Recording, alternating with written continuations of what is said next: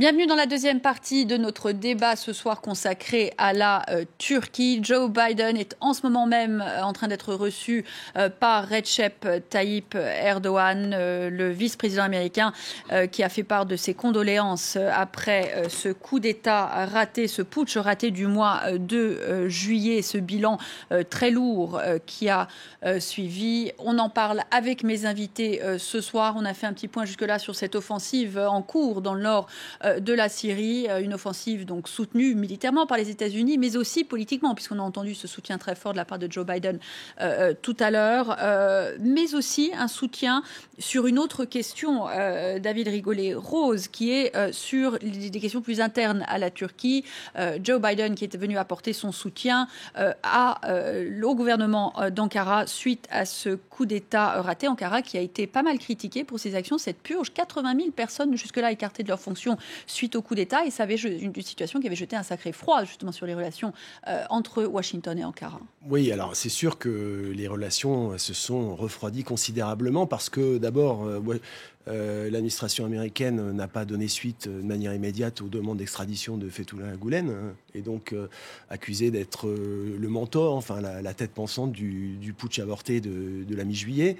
D'ailleurs, on peut noter que les demandes d'extradition qui ont été validées là ne sont pas sur la base du putsch, mais sur d'autres accusations, ce qui est assez significatif parce que manifestement les éléments fournis n'étaient pas suffisamment étayés pour l'administration américaine. Autre élément important, c'est Joe Biden qui vient. C'est pas anodin, c'est celui qui a les relations personnelles les plus proches. Parce que ça devait être John Kerry à la base. Alors justement, d'abord il y avait un problème de hiérarchie parce que John Kerry est quand même en dessous de Joe Biden en termes, j'allais dire, de préséance. Et puis surtout en termes personnels, il y a des relations anciennes entre Erdogan et Joe Biden. Donc c'est aussi une manière d'essayer de faciliter les choses dans un contexte qui est extrêmement confus, tant au niveau régional qu'au niveau bilatéral.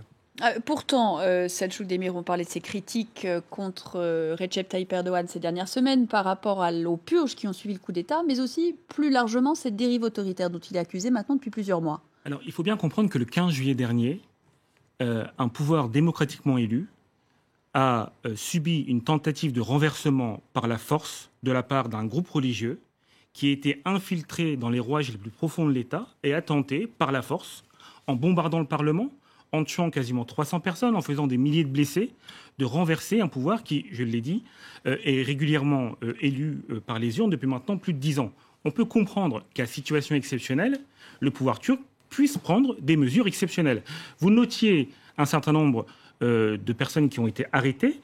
Le chiffre de 80 000 me semble bien trop important. Écartés de leurs fonctions. Bien trop important. Je pense que les chiffres sont beaucoup plus réduits. En tout cas, il y a une enquête en ce moment qui est menée de la part de la justice turque et qui essaye de faire la vérité sur la réalité de cette situation. Toujours est-il que de nombreux éléments objectifs, précis et concordants laissent à penser que c'est le mouvement Gülen qui est à l'origine de cette tentative de putsch, en conséquence de quoi la Turquie est légitime à demander aux États-Unis que Fethullah Gülen puisse être extradé. Alors, on reviendra sur cette demande d'extradition. Nedim Gürsel, juste cette question de la réaction d'Ankara suite à la tentative de coup d'État, tout à fait normal qu'un gouvernement cherche à chasser ceux qui étaient derrière un putsch contre un gouvernement, comme on vient de l'entendre, démocratiquement élu.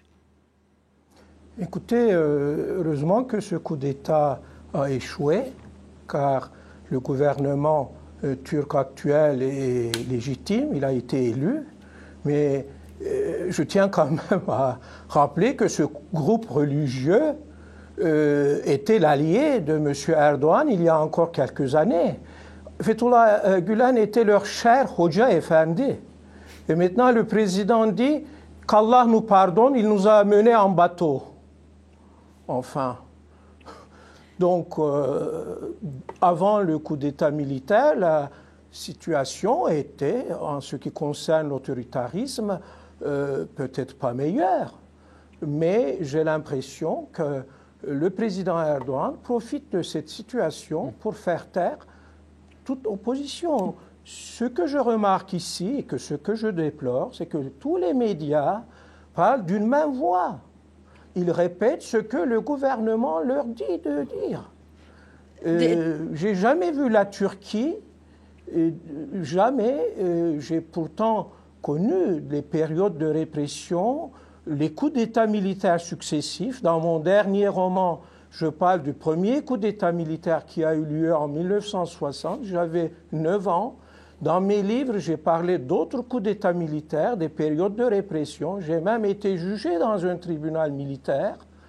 Mais là, je suis vraiment désespéré. Je ne suis pas le seul. On ne voit pas comment la Turquie va sortir de cette impasse. Et les dirigeants font comme si ils n'avaient aucune responsabilité dans ce chaos. C'est vraiment révoltant. Didier Bille, on sait les critiques de Recep Tayyip Erdogan se portent beaucoup là-dessus, les arrestations de journalistes, une presse muselée, d'autant plus après ce coup d'État qui a raté. Oui, on parle souvent de dérive autoritaire. Moi, je parlerais de stratégie autoritaire. C'est-à-dire que, comme le rappelait Nedim à l'instant, cette stratégie, elle a été mise en œuvre avant la tentative de coup d'État, que tout le monde condamne avec la plus grande fermeté. Mais comment peut-on imaginer que s'il est avéré, et nous attendons quand même les preuves qui nous seront présentées par la justice turque.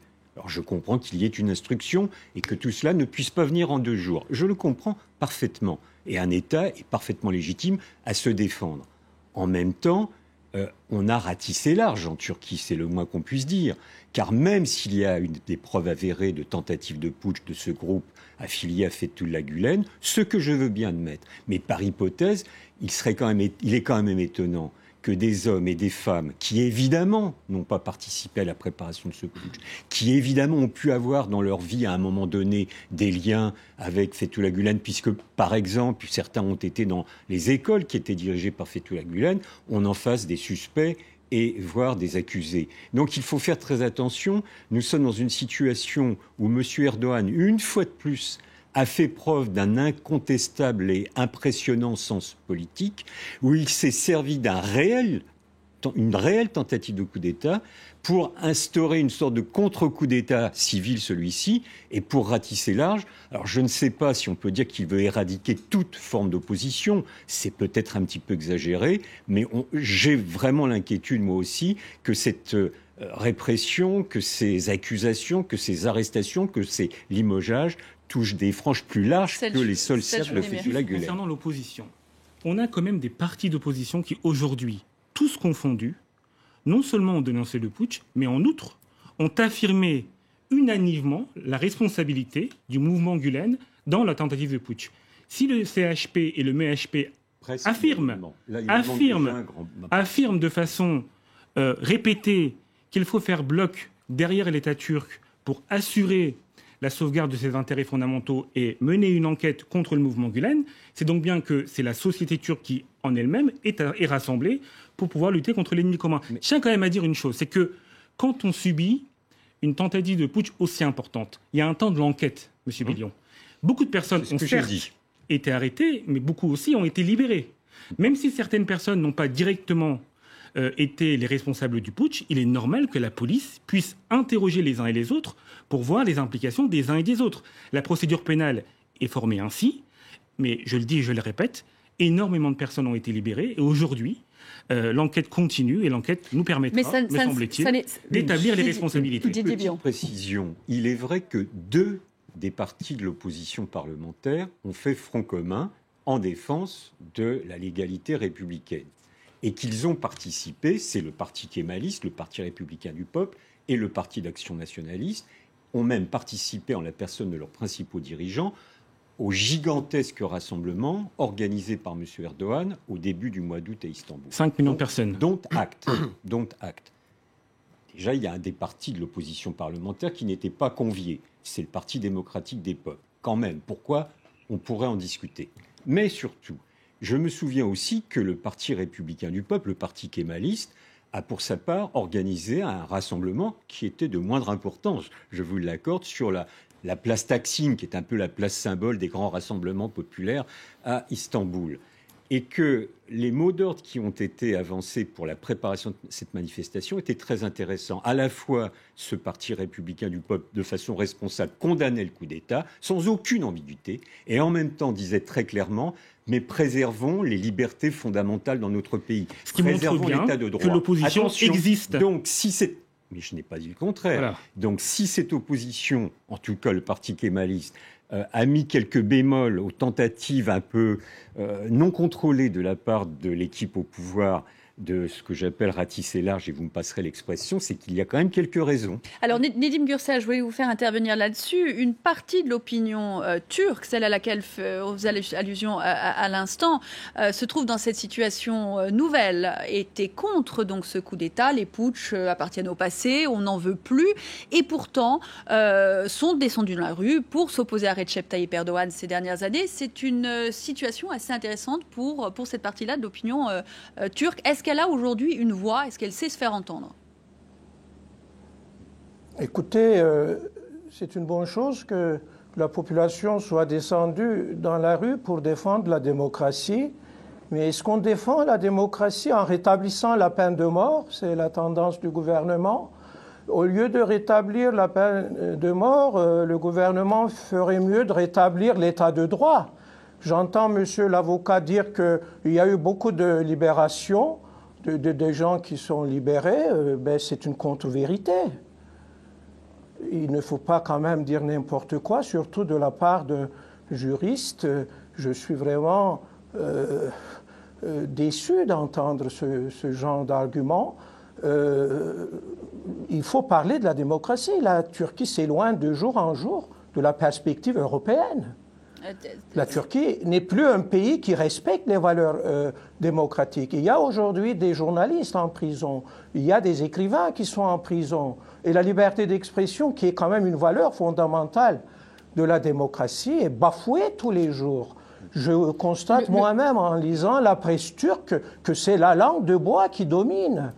Il faut aussi mettre l'accent sur justement cet espace de liberté qui est de plus en plus restreint en Turquie, il faut le dire. Sur ce point-là, Selçuk Demir, la Turquie détient actuellement le triste record du pays où le plus grand nombre de journalistes sont emprisonnés. Alors moi, je ne sais pas quelle partie de la presse turque lit M. Gürsel, mais moi, qui étais en Turquie il y a encore jusque 3 jours, qui lisais tous les matins le quotidien Cumhuriyet ou le quotidien Sözcü, on a quand même une presse d'opposition qui est extrêmement active et qui ne mâche pas ses mots pour critiquer Erdogan et critiquer notamment ce qu'évoquait tout à l'heure un de mes interlocuteurs, à savoir la proximité qu'il y a eu pendant un certain temps avec le mouvement Gülen. Je tiens juste à donner un exemple parce que M. Gürsel l'a évoqué tout à l'heure concernant Özgür Politika. Par exemple, M. Gürsel critique le fait que Özgür Politika ait été fermé. Özgür Politika, c'est la vitrine médiatique officielle du PKK. Et c'est un journal qui, tous les jours, appelait les ressortissants kurdes du pays à prendre les armes et à mener une guerre ethnique dans le pays. On peut légitimement comprendre que de telles incitations à la haine soient réprimées et qu'on puisse lutter contre la vitrine journalistique. Une organisation terroriste comme le PKK. David Rigoulet-Rose, le PKK est considéré terroriste, pas simplement par Ankara, mais aussi par Washington. Oui, tout à fait. Non, de ce point de vue-là, il n'y a pas. Mais le problème de la dérive autocratique par rapport au sens de la démocratie, c'est que dans la démocratie, il y a la lettre et l'esprit. Sur le plan de la lettre, c'est incontestable qu'il y ait une légitimité du suffrage qui a été donnée et redonnée justement au président Erdogan. Le problème, il est à un autre niveau parce qu'il a instrumentalisé ce qu'on appelle derin devlet, c'est-à-dire l'état profond qui était supposé gangréner, etc., et pourrir le système. Il a vu ça comme une divine surprise, en fait, ce putsch avorté. Et effectivement, on peut vous rappeler que pendant des années, il y avait une alliance avec la confrérie Gülen, justement, pour mettre de côté les kémalistes.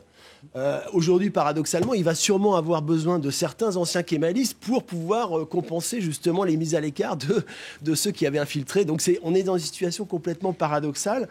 Il y a une forme de paranoïa, clairement, qui s'instaure et qui n'est pas bonne. Je noterai concernant la liberté de la presse, puisqu'on évoquait le CHP, enfin certains députés ont quand même rappelé lors des manifestations que si le putsch avait pu avorter, c'est précisément parce qu'il y avait eu une circulation de l'information relayée par des organes de presse qui aujourd'hui sont quand même assez contraints, il faut bien dire. Et donc il y a des fissures quand même qui apparaissent, et c'est pas monolithique le soutien au président Erdogan, même si le soutien à la légitimité démocratique, effectivement, et massive. Alors justement, et c'est ce qui a sans doute pris le dessus, on voit sur ces images qui nous parviennent d'Ankara, Recep Tayyip Erdogan qui reçoit en ce moment même le vice-président américain Joe Biden qui vient de s'excuser auprès de M. Erdogan de ne pas être venu plus tôt après le putsch raté. Didier Billon, quelles que soient les inquiétudes du monde extérieur par rapport à cette dérive autoritaire dont on parlait à l'instant, le fait est que le monde extérieur et les Américains en particulier ont besoin d'Ankara. Bien sûr. Il suffit de regarder une carte de géographie pour comprendre le rôle extraordinairement important, incontournable de la Turquie dans cet environnement géopolitique infiniment compliqué. Moi, j'ai l'habitude de dire à mes étudiants qu'on peut éventuellement critiquer la politique extérieure de la Turquie, mais qu'il est quand même plus difficile de mettre en œuvre une politique extérieure fluide quand on a comme voisins la Syrie, l'Irak, l'Iran et certains pays du Caucase. C'est quand même plus compliqué que lorsqu'on a pour voisins la Belgique, l'Italie, l'Espagne ou l'Allemagne, incontestablement. Donc il y a une vraie difficulté. Cela n'exonère pas évidemment les erreurs politiques qui, de mon point de vue, ont été faites par monsieur Erdogan. Il n'empêche, les diplomates turcs et la Turquie dans son ensemble, les citoyens turcs, sont dans une situation très difficile. Et ce qu'on évoquait tout à l'heure, et ça c'est très préoccupant, nous avons aujourd'hui, ce matin même, la première opération terrestre turque en Syrie. J'espère que ce sera la dernière, je ne sais pas, mais il est clair que la Turquie est aspirée par le chaos syrien et que des affrontements ont lieu en Turquie même. Il y a un an, il y a eu des affrontements extrêmement violents entre les forces organisées par le PKK et les forces de l'ordre turques, les forces de sécurité turques, mais à l'intérieur de la Turquie. Dans certaines villes du sud-est de la Turquie, on voyait des scènes de micro-guerre civile qui nous rappelait singulièrement ce qu'on peut voir à Alep ou dans d'autres villes de Syrie. Donc la situation est infiniment préoccupante et il est nécessaire de ce point de vue, de mon point de vue en tout cas, que les puissances occidentales, que l'Union européenne, que la France, que les États-Unis ne fassent pas allégeance à M. Erdogan, bien évidemment, mais soutiennent la Turquie parce que nous avons besoin de la Turquie et c'est un facteur d'équilibre pour ne pas parler de la question des réfugiés sur laquelle nous pourrons revenir. Également, le monde a besoin de Ankara. Nedim Gürsel, cette action de l'autre côté de la frontière, cette offensive terrestre en Syrie, risque encore une fois de renforcer la position de Recep Tayyip Erdogan. On l'a vu avec ses alliés à l'international, bien sûr, mais aussi à l'intérieur du pays. On l'avait déjà vu face à l'instabilité, qu'elle vienne du PKK, qu'elle vienne de Syrie ou qu'elle vienne d'un putsch raté. La popularité de Recep Erdogan ne fait qu'accroître. Que peut espérer l'opposition dans ce cadre-là? Malheureusement, pas grand-chose, car personne ne tient compte de la minorité que je représente, mais c'est quand même au moins 30% de la population turque. J'ai des amis ici qui ont perdu tout espoir et qui pensent sérieusement de s'exiler.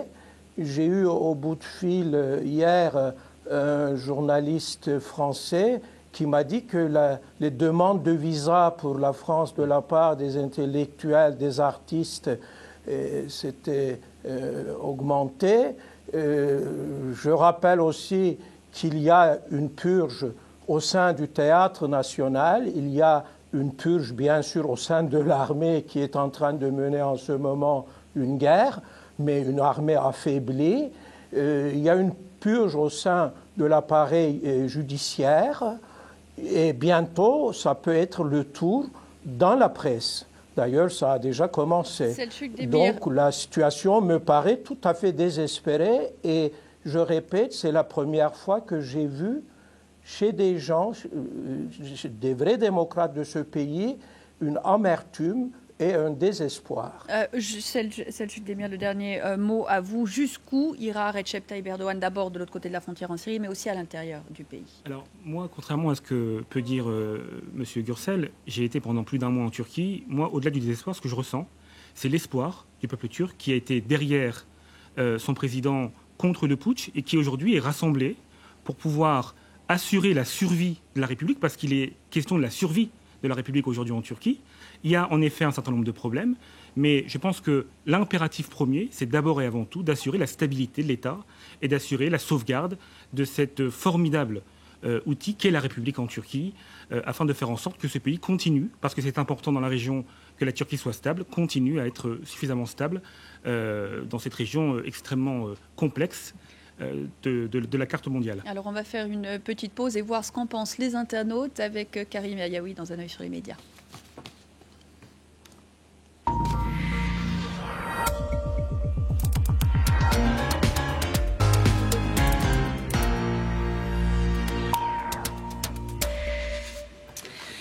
Karim Yayaoui, bonsoir. Un œil sur les médias. Donc, que pensent les internautes de cette intervention turque sur le sol syrien dont on a parlé dans notre débat ce soir? Une intervention qui met en évidence des alliances contradictoires. Alors, c'est ce que souligne un certain nombre d'internautes, d'observateurs. Évidemment, cette intervention, elle est à la une de beaucoup de médias, le site du Monde notamment, qui publie des vidéos de cette offensive militaire. On en parle aussi sur le site de la BBC, qui parle d'un événement particulièrement important, puisque l'entrée sur le territoire syrien, eh bien, il faut remonter à une très courte intervention en février 2015 pour aller déplacer le tombeau ottoman de Souleymane Shah, mais rien à voir avec cette intervention d'envergure. On en parle aussi dans la presse turque, notamment sur le site de Hurriyet, dans sa version anglophone, qui souligne déjà les contradictions que vous évoquiez.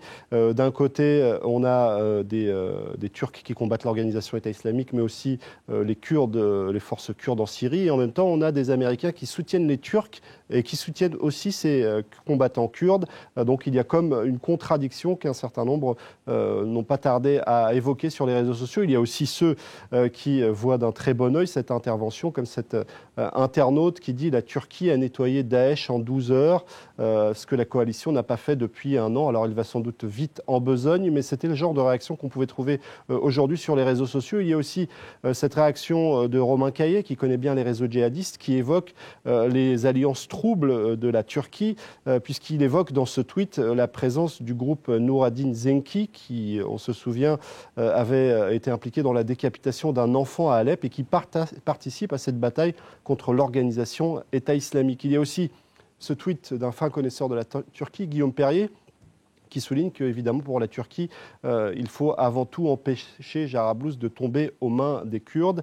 Et on a le sentiment qu'ils y sont parvenus. Et dans cette complexité, il y a peut-être ce tweet d'un journaliste qui résume assez bien la situation. Disputée entre l'organisation État islamique, les djihadistes pro-Erdogan et les forces kurdes pro-américaines, le nord de la Syrie est désormais si loin de la Syrie.